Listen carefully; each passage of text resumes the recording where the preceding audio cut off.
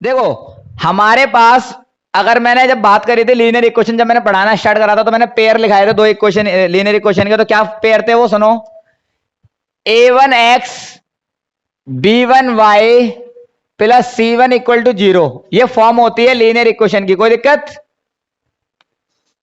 फिर अगला a2x b2y plus c2 is equal to 0, ये हो गई सेकेंड इक्वेशन, कोई दिक्कत? याद रखना है आपकी इक्वेशन ऐसे लिखी रहती थी, देखो मैं लिखा भी रहा था, x plus 2y equal to 1300 आ रहा है सपोज, इसको अंदर लाना पड़ेगा आपको, फॉर्म बोलती है बराबर में 0 होना चाहिए, तो अंदर जाएगा तो क्या हो जाएगा ये x plus 2y minus 1300 equal to 0। अब ये पूरी फॉर्म से बिलोंग कर रही है, अगर आप इक्वल में नंबर रखोगे तो फॉर्म से बिलोंग नहीं करेगा, बोलो यस और नो? गुड। अब मैं आपको सिखाता हूं इसकी कंडीशंस क्या होती है इन इक्वेशनों की। तो तीन कंडीशन अपन को बेसिकली सीखनी है, और तीन कंडीशन क्या है वो सुनो। तो condition number 1 and condition 2 and condition 3, बोलो कोई दिक्कत? तो पहली कंडीशन होती है जो आपके कॉफिशिएंट है, x का कॉफिशिएंट a1, y का कॉफिशिएंट b1 और c1 अकेला कांस्टेंट, फिर x का कॉफिशिएंट a2 अगले इक्वेशन का, y का कॉफिशिएंट b2 अगले इक्वेशन का, और c2 कोई दिक्कत कांस्टेंट। तो ये इनका रिलेशन होता है कैसे, अगर a1 अपॉन में a2, समझ में आ रहा है? अगर a1 अपॉन में a2 is not equal to b1 upon में b2 is not equal to c1 upon में c2, ये तीनों में से कोई भी है, कोई भी एक दो, बात समझ में आ रही है बोलो? अगर ये आपस में बराबर ना हो, अगर इनमें से कोई भी बराबर नहीं है तीनों में से, a1 अपॉन में a2 is not equal to b1 upon में b2, ये कोई भी कंडीशन ना आ रही हो, तो इसको हम बोलते हैं इंटरसेक्टिंग लाइन। कौन सी लाइनें होती हैं? हाँ, इंटरसेक्टिंग लाइन होती है, बात समझ में आ गई? और एक होती है हमारे पास, अगर इंटरसेक्टिंग लाइन की अगर मैं बात करूं तो इसके अंदर होते हैं आपके पास एग्जैक्टली वन सॉल्यूशन। कितने होते हैं? हाँ, अगर आप जब सॉल्यूशन निकालोगे इसका तो मैं बताऊंगा किसको बोलते हैं सॉल्यूशन, तो एग्जैक्टली वन सॉल्यूशन। यानी जब आप इसका ग्राफ ड्रॉ करोगे, देखो सुनो, जब आप इसका ग्राफ ड्रॉ करोगे तो एक लाइन तो आपकी ये गई, सपोज ये वाली लाइन ऐसे चली गई, दूसरी लाइन आपकी ये चली गई, जब दो लाइनें आपस में एक दूसरे को काटते हैं उसी को बोलते हैं इंटरसेक्टिंग, यस और नो? तो ये एक पॉइंट पर काटेंगे, जिस पॉइंट पर काटेंगे वही इसका वन सॉल्यूशन माना जाएगा, एग्जैक्टली वन सॉल्यूशन, यस और नो? हाँ, तो इसमें एक सॉल्यूशन होता है, इसी को बोलते हैं इंटरसेक्टिंग लाइन, बात समझ में आ गई? अब अगली होती है आपके पास a1 अपॉन में a2 is equal to b1 upon में b2 is equal to c1 upon में c2, समझ में आ गया? और इसको बोलते हैं कॉन्सिडेंट लाइन। कौन सी लाइन? हाँ, कॉन्सिडेंट लाइन, ये कॉन्सिडेंट लाइनें होती हैं। और ये लाइन क्या होती है, इसके अंदर होते हैं बॉस मैनी सॉल्यूशन। कितने सॉल्यूशन? बहुत सारे सॉल्यूशन होते हैं, ये लाइन यानी काटती रहती है लाइन को, और वो भी कितनी बार? बहुत सारी बार। तो बात आती है इसका ग्राफ कैसा बन रहा होगा बॉस फिर। तो देखो भाई, सपोज एक लाइन गई आपके पास ऐसी, ये गई, और दूसरी लाइन जो है ये वाली लाइन ऐसे चली गई, दूसरी लाइन जो है वो इसी के ऊपर जाएगी, ऐसे चला, ऐसे जाके, यस और नो? जब इसी लाइन के ऊपर लाइन एकदम सेम तरीके से जा रही है तो मुझे बताओ, यहां भी कॉमन पॉइंट, यहां भी कॉमन पॉइंट, यहां भी कॉमन पॉइंट, यहां भी कॉमन, यहां भी कॉमन, यहां भी कॉमन, कॉमन तो बहुत सारी बात, जितनी लाइन लंबी होगी उतने कॉमन पॉइंट होंगे, तो इसे बोलते हैं मैनी सॉल्यूशन। बात समझ में आ गई? और इसमें एक वर्ड जोड़ देना, इनफिनिटी या इनफाइनेट मैनी सॉल्यूशन। बात समझ में आ गई? जैसे यहां पर वन सॉल्यूशन था ना, तो यहां पर इनफिनिटी सॉल्यूशन होते हैं, मैनी सॉल्यूशन होते हैं। बात समझ में आ गई? अब अगला देखो, अगला है आपके पास, अगर a1 अपॉन में a2 है ना is equal to b1 upon में b2 is not equal to c1 upon में c2। मैंने क्या बोला, a1 अपॉन में a2 is equal to b1 upon में b2 is not equal to c1 upon में c2। आपके पहले वाले दो तो बराबर है लेकिन लास्ट वाला बराबर नहीं है, तो इसको बोलते हैं पैरेलल लाइन। क्या बोलते हैं? हाँ गुड। तो इसको बोलते हैं पैरेलल लाइन। और पैरेलल लाइन में होता है नो सॉल्यूशन। क्या होता है? हाँ, इसमें कोई भी सॉल्यूशन नहीं होगा। अब इसका रीजन क्यों सॉल्यूशन नहीं होंगे, यानी एक भी सॉल्यूशन नहीं होगा। अब क्यों नहीं होंगे इसका रीजन सुनो। मैंने कहा पैरेलल लाइनें क्या होती हैं? जो do not intersect to each other, जो आपस में एक दूसरे को कभी नहीं काटती। बात समझ में आ रही है? ऐसी लाइनें जो आपस में एक दूसरे को कभी नहीं काटती। तो एक लाइन हो गई ये और एक लाइन हो गई ये, क्या एक दूसरे को कभी काटेंगी? जब एक दूसरे को काटेगी नहीं तो बताओ क्या इनके बीच में कोई भी कॉमन पॉइंट रहा होगा? ये लाइन काट रही थी तो कॉमन पॉइंट था, ये लाइन के ऊपर जा रही थी तो बहुत सारे कॉमन पॉइंट थे, लेकिन ये तो काट ही नहीं रही तो कॉमन पॉइंट कहां से आया? तो बात समझ में आ रही है? तो इसके अंदर एक भी सॉल्यूशन नहीं होता, एक भी कॉमन पॉइंट नहीं होता। बोलो यस और नो।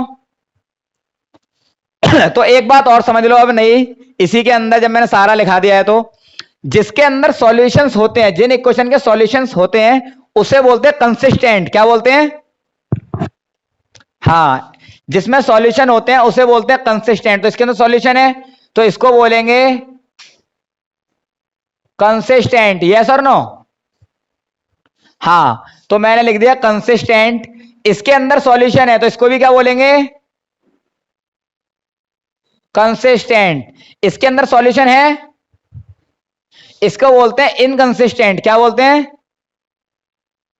तो एक क्वेश्चन ऐसा भी आता है जिसके अंदर कंसिस्टेंट और इनकंसिस्टेंट के बारे में पूछता है वो, कि कौन सी इक्वेशन कंसिस्टेंट है और कौन सी नहीं। तो तीनों कंडीशन समझ में आ गई बॉस,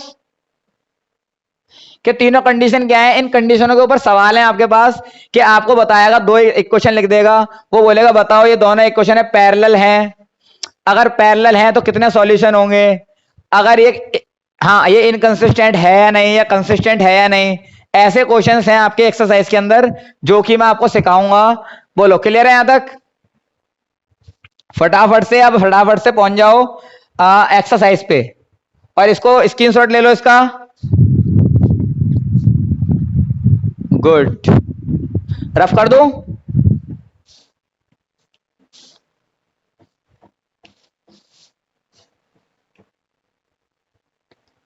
देखो भाई पहला क्वेश्चन दोबारा से वर्ड प्रॉब्लम का आ गया है तुम्हारी एक्सरसाइज में, निकाल ली एक्सरसाइज? गुड। तो देखो पहला क्वेश्चन आपको दिख गया होगा, वर्ड प्रॉब्लम ही है। From the pair of the linear equation in the following problems find the solution of graphically. तो अगर मैं ये दोनों क्वेश्चन आपको बताऊं तो ये हमने 3.1 में जो करा है सेम काम वही है। बोलो यस और नो? हाँ तो अगर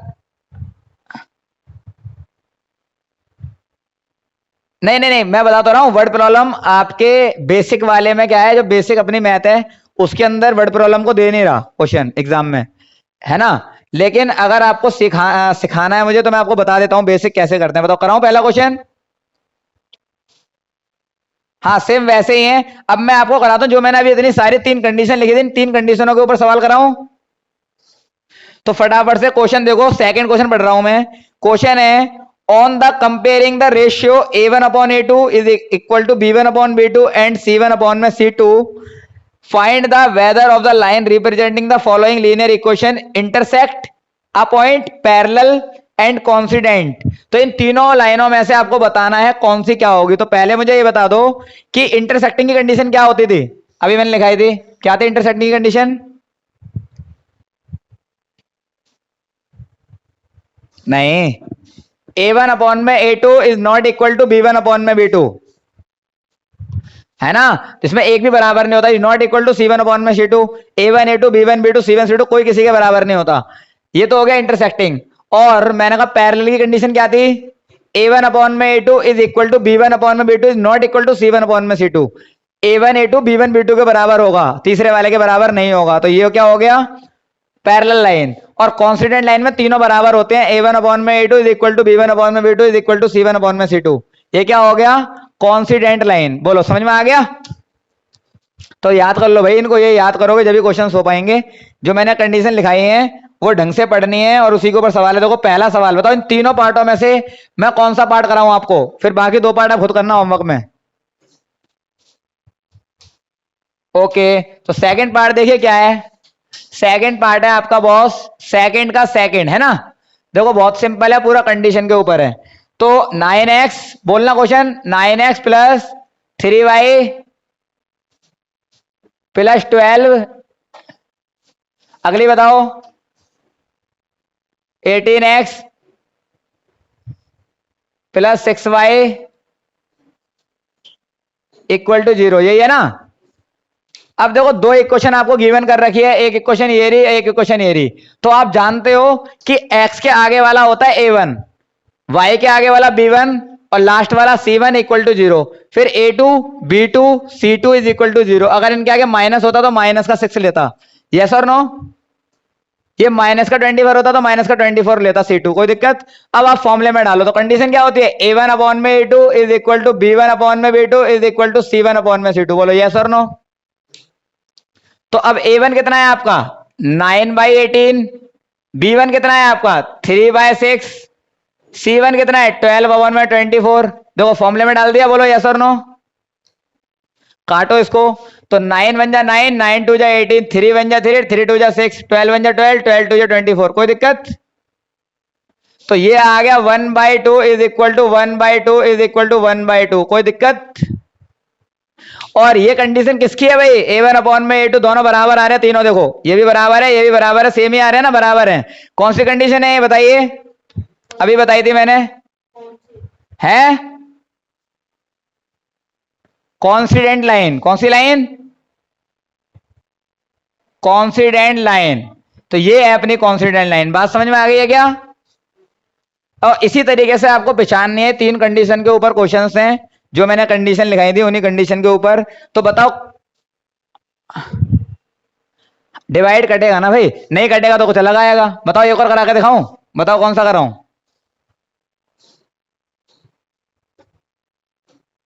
चलो फर्स्ट वाला देख लो, इसको इसका फोटो ले लो फटाफट से, स्क्रीनशॉट लो इसका।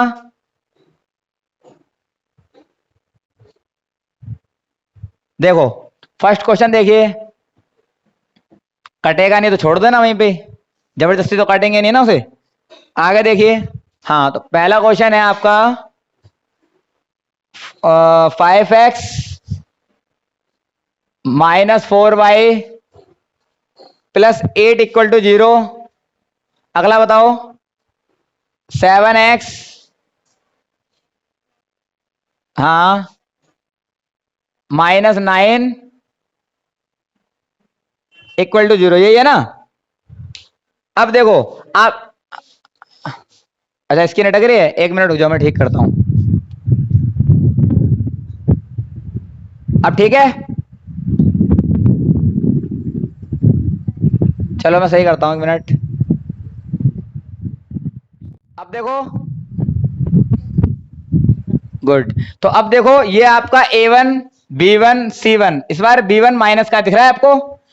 तो फॉर्मूला क्या होता है, a1 अपॉन में a2, b1 अपॉन में b2, c1 अपॉन में c2, कोई दिक्कत।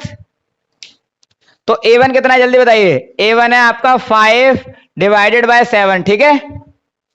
b1 कितना है माइनस का 4 डिवाइडेड बाय 6 b2, ठीक है।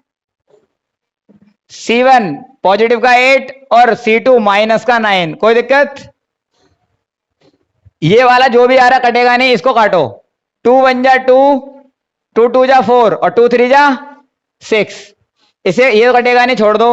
तो रिजल्ट आपका क्या बन के तैयार हो गया बॉस, ये बन गया आपका 5/7 माइनस का 2/3 माइनस का 8/9। ये माइनस को ऊपर लगा लो, कोई फर्क नहीं पड़ता, ठीक है, न्यूमरेटर में हो या डिनोमिनेटर में हो। अब बताओ ये इक्वल दिख रहे हैं, कोई सा भी किसी के इक्वल है, ये भी इक्वल नहीं, ये भी इक्वल नहीं, तो कौन सी कंडीशन हो गई, इंटरसेक्टिंग लाइन। कौन सी लाइन, इंटरसेक्टिंग लाइन। तो बस ये हो गया आंसर, जो जो नहीं कटेगा उसको छोड़ देंगे वहीं पे। समझ में आ गई मेरी बात।